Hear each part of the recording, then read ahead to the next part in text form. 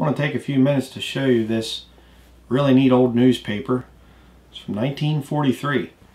We're going through some of my grandparents' things and we found this thing, and just a really unique, very rare kind of a paper. You just aren't going to see this very often.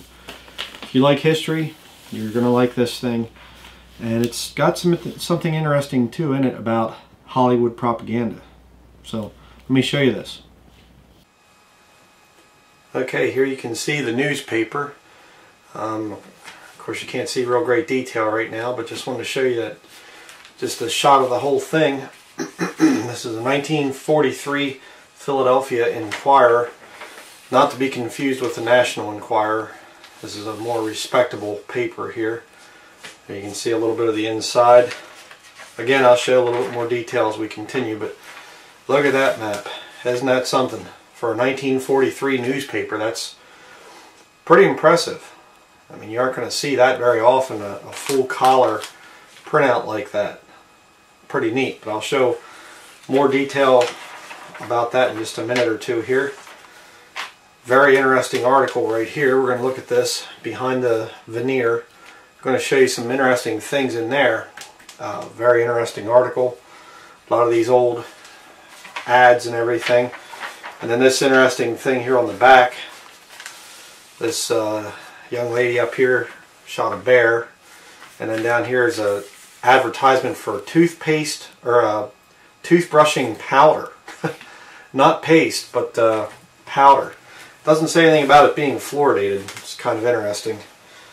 But let me zoom in here. We'll get a better view of this. Something must have happened to Father. And of course you got the toothpaste is great here and everything. Or I'm sorry, I keep saying toothpaste because that's what I'm used to. Tooth powder. But rather interesting there. Let me flip it over here to the front. Get this, some of the details of this thing on video here. See the date there is August 1st of 1943. Philadelphia Inquirer. You can see there the Soviet Union. Down in there, Japan, Pacific Ocean. That goes down to Australia. Pretty interesting. New Zealand there. Solomon Islands. Full color map of Europe appears on pages 4 and 5. And it says here, scope of our offensive against Japan. Now let's look inside this thing. Here you have an article on backyard parties. Some neat old photographs there. Drama of compressed food. Taking a glimpse at a passing show. Interesting little photographs there. There you have a thing about Walt Disney getting the breaks. I should try to zoom in a little bit here. You can pause it and read it if you want. Some info there on Walt Disney. Here you have paying his debt to Pop.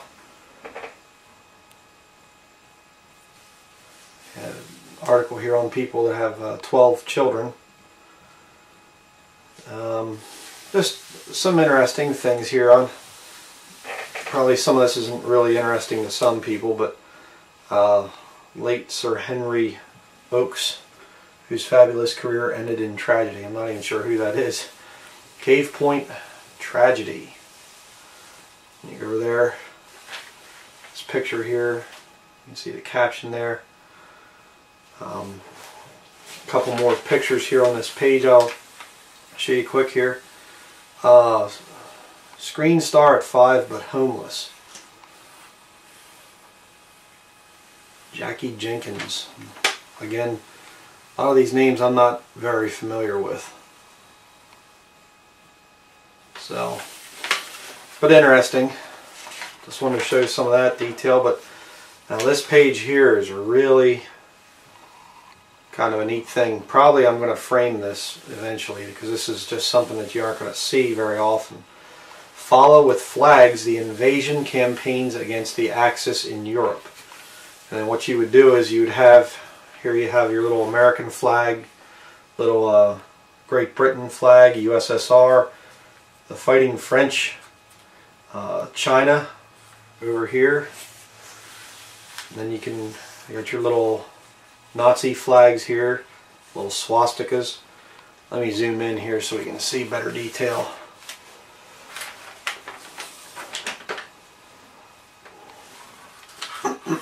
Excuse me. Germany, there you have Italy, there you have Japan. You can paste the flag on the related area. And then down here you have the different symbols explained: fortifications, naval bases, air bases, railroads, canals, oil, and iron. There you have a little picture of, or drawing of, Sicily. Then you can see here some of these countries going up into Turkey. Over here, heading up towards the Soviet Union, Russia. You can see a lot of the little things there. I'll zoom in here in just a minute, but going down into Egypt, over into Libya, Algeria. There's a picture storming the beaches.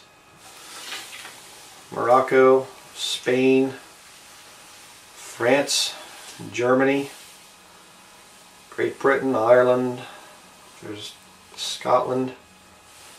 We have another picture up here of a bombing. There you have Iceland.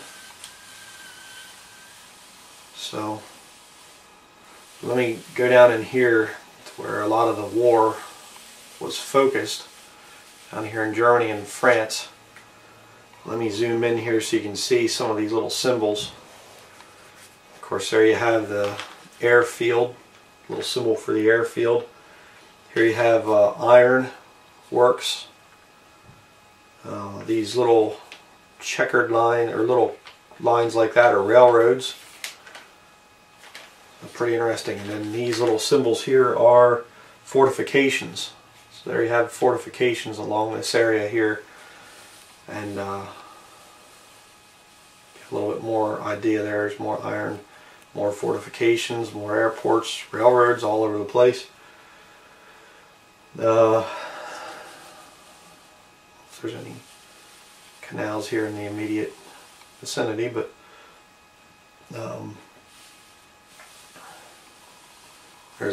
there you have a symbol for a naval base right there. Up here to the UK. See the different little symbols and things there. A lot of airport,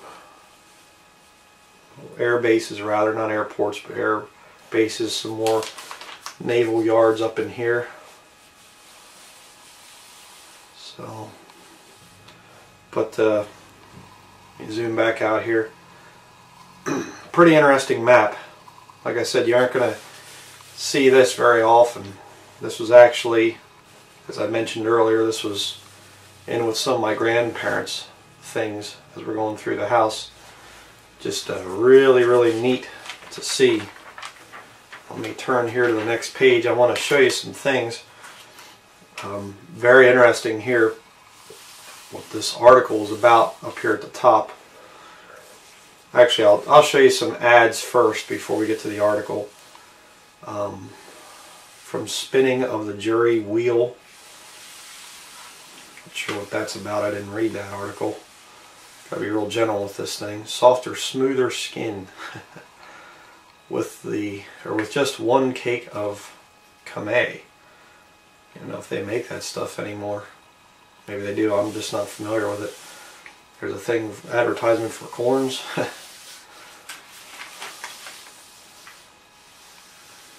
Thing there. What shall I do? I guess it's something for new brides or whatever. on a shoestring, talking about how to make things, how to prepare corn on and off the cob. So interesting. But I want to show you this article here. I'm going to zoom in on this as best I can so you can read it. You can pause the video and read it. This woman here, Mrs. Edna R. Carroll, head of Pennsylvania State Board of Motion Pictures or Picture Censors. And she goes into the thing here of how that she goes around and watches movies at the theater, and how she has been watching them for many years, but how that she is disturbed by the fact that they're now being used for propaganda and mind control. And you can see it goes down here.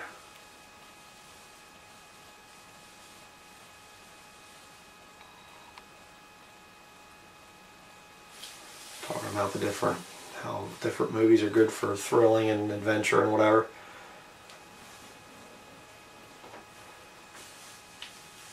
It says there, my complaint is the motion picture is ceasing to be a medium of entertainment to become a medium of propaganda. Isn't that interesting?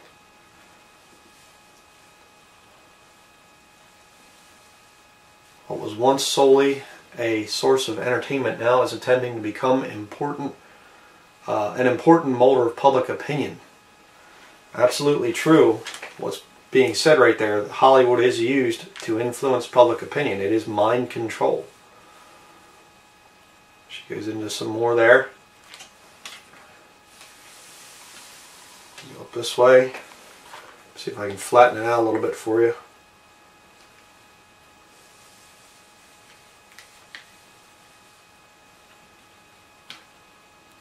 I'm not going to read all this. You can read it, and if you want to.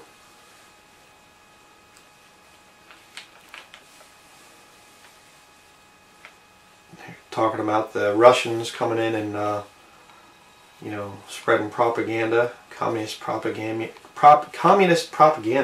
Excuse me, I can't get it out.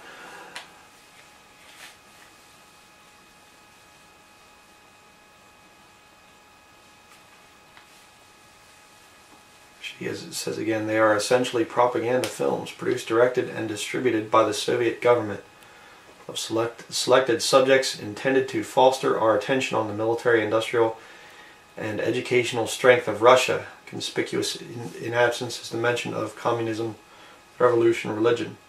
We only see what they would have us see, which leads naturally to that most outrageous production for propaganda purposes ever to have reached the screen. And she talks about the one here, Mission to Moscow. Goes down through there.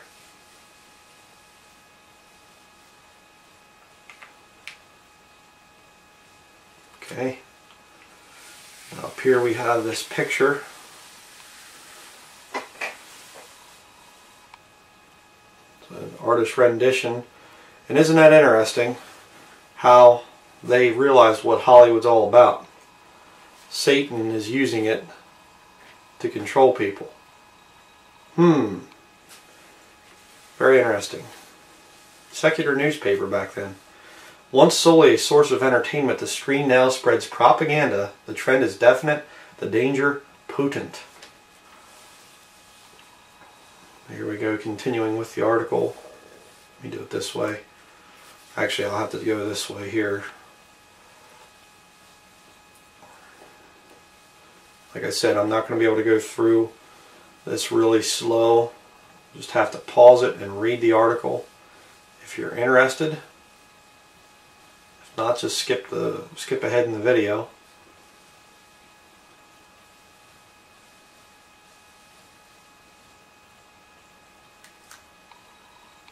Okay, I'll zip up here quick.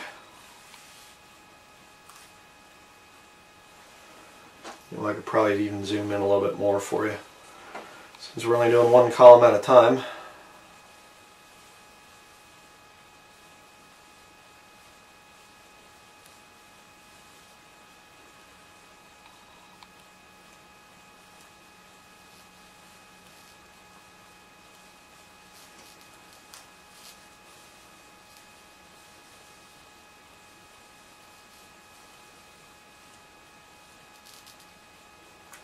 Now look at this here. The danger of concentrated control of theme by the federal government and the propagandizing of the people has been recognized by Congress in the recent cut in appropriation to OWI, presumed to be aimed at the motion picture branch of the Bureau.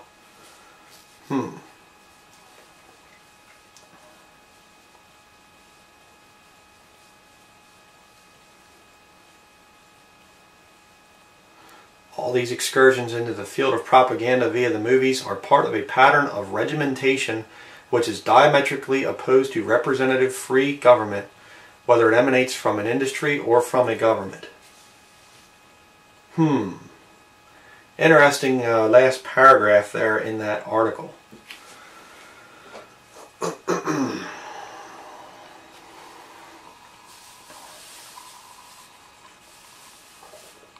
So there you have that.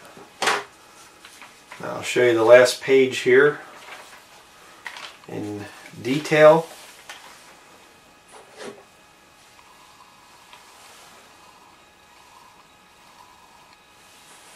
Shooting supper. Listen to this young woman here out hunting for bear. There she got one. And you go down here to this tooth powder ad again. So interesting. They say about how that down here, I'll zoom in on this. This is kind of an interesting little thing. Special wartime container. In some parts of the country you may get Colonos tooth powder in a glass container. This is due to wartime shortages of packaging materials, but be assured you get the same quantity and quality as in other containers. So, very interesting. Say it louder. Colonos powder. So, interesting old advertisement there for powder, toothbrush powder, or toothbrushing powder versus paste. Pretty interesting. So there we have the old newspaper. Hope you liked to take a look at that. So there you have it. And by the way, while we're on the subject of Hollywood propaganda, I just want to throw in a little video clip here showing that it still is very much Hollywood is a propaganda arm, and actually the Pentagon has an office of propaganda. And so we're going to conclude with that. Thank you very much for watching this. Check this video out. The Pentagon even set up a direct link to Hollywood, opening its own office in this building in downtown Los Angeles. The U.S. Navy, Air Force, Army, and Marines all work out of this office. Each military branch is directly involved in films that portray it in action. Lieutenant Joshua Rushing is second in command at the Marine Motion Picture Liaison Center. Here's the file on Top Gun and the script for Top Gun with Paramount. Lieutenant Rushing's job is to review scripts, make corrections, and propose changes that would give a more accurate portrayal of the Marines. On this one, for example, the kind of rifle they had in the beginning, the writer puts in an M4 rifle, which we don't use, and so we changed that to an M16A4. Sometimes the Navy and the Marine Corps are so close to the writer that they get our roles a little mixed up, so I think they had the Navy here where maybe it should have been the Marine Corps. When he's done, his notes go to Washington. Like this one, it's all kind of flagged, and it'll generally have notes and be written on. You'll find notes written throughout here. I'll take an email and I'll do up all the pages that I have problems or questions about, and just enumerate those for the producer, and then I email them to the producer and to the Pentagon, our boss up at the Pentagon, so he knows what we're doing and what concerns we have. The final decision on whether the military will be involved in filming a war movie or not is made at the Defense Department in Washington. A special bureau handles all relations between the military and the entertainment industry. It is headed by retired Navy Colonel Philip Strupp. When filmmakers approach us with a request for military production assistance. We see this as a great opportunity to tell the American public something about the U.S. military and help recruiting and retention at the same time. And we've seen recently in surveys that large numbers of Americans base their primary impressions of the U.S. military from entertainment movies and TV shows. A significant number of people. So it's even proved scientifically that it's in our best interest to try to be involved in the process. Top Gun, made in 1986, marks a milestone in the history of the military's cooperation with the entertainment industry. This huge box office hit turned around the military's flagging image. The U.S. Air Force saw a sharp jump in recruiting, and Tom Cruise's glamorous charm certainly had something to do with it.